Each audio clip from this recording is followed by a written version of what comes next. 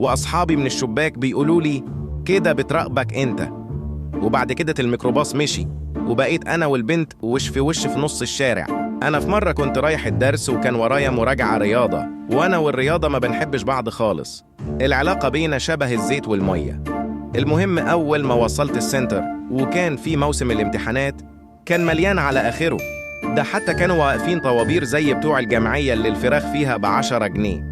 المهم أنا كنت واقف في الطابور والجو حر والعرق يخليك محتاج تنفس صناعي. المهم وأنا في وسط كل ده شفت بنت كانت واقفة بعيد شوية وكانت باصة عليا ومركزة معايا قوي. أنا قلت أكيد هي بتشبه عليا أو أنا شبه حد من قرايبها أو حاجة. وبعد ما يقارب 20 ساعة في الوقفة دخلت الحصة وما فهمتش أي حاجة الحمد لله. وبعد كده طلعت أنا وأصحابي وكنا لسه بنمشي عشان نطلع من السنتر، لقينا البنت دي واقفة وبرضه باصة عليا أنا وسايبة كل الناس.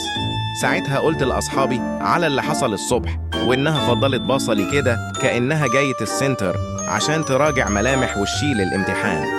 فأصحابي طبعا عملوا عليا حفلة، اللي كان يقول لي دي معجبة بيك، والتاني اللي يقول لي روح قول لها أنا مرتبط، وواحد تاني يقول لي شكلك بتفكرها بأختها الصغيرة. المهم بعد ما تريقوا وضحكوا وطلعوني مسرح واحنا خارجين من السنتر ومشينا شوية لقينا البنت ماشية ورانا.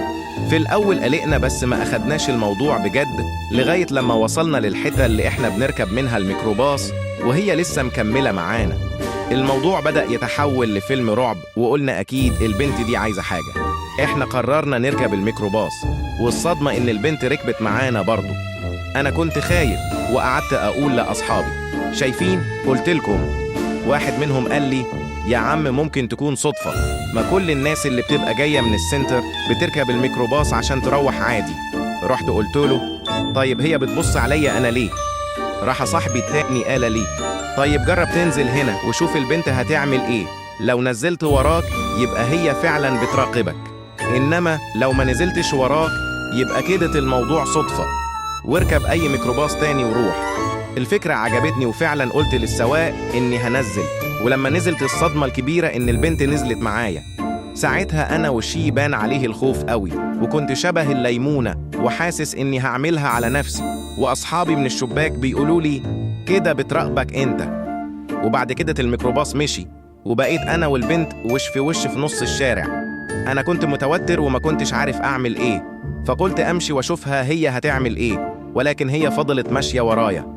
وأنا الصراحة خفت أروح البيت لأحسن تعرف أنا عايش فين، فقلت الحل الوحيد هو إني أجري. وفعلا فتحت سبرنت وجريت، ولكن البنت برضو مش عايزة تسيبني في حالي وقعدت تجري ورايا. والمنظر كان غريب ويضحك في نفس الوقت للناس اللي في الشارع. يعني تخيل شايف ولد بيجري وبتجري وراه بنت.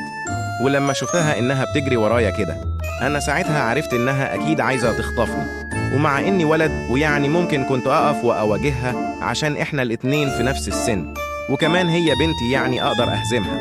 بس الخوف والتوتر كانوا مسيطرين على عقلي وكنت خايف أعمل أي ردة فعل.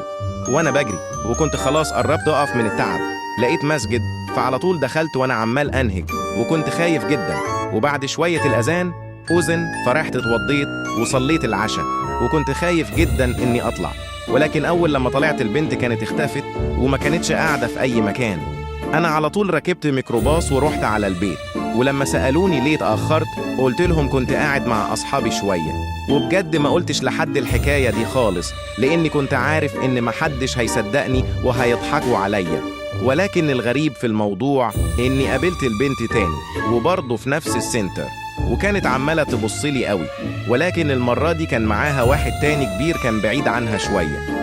فأنا من الخوف وأصحابي كمان عشان عارفين الموضوع وشايفين إنه ما بقاش طبيعي قعدنا نتحايل على الأستاذ عشان يركبنا معاه في العربية ويوصلنا وهو رضي. وده كان آخر يوم أروح السنتر عشان خلاص الامتحانات كانت خلصت، ومن ساعتها وأنا ما روحتش السنتر ده ولا شفت البنت دي تاني، وما قلتش لأهلي على الحكاية دي ولا حتى الأستاذ، هم أصحابي اللي عرفوا الحكاية دي بس. وكل شوية لما نفتكر الحاجة دي نسأل نفسنا هي كانت عايزة إيه وماشية وبتبصلي أنا كده ليه. فدي كانت فعلا قصة حقيقية وأنا عمري ما قلتها لحد لأني عارف إنه مش هيصدقني.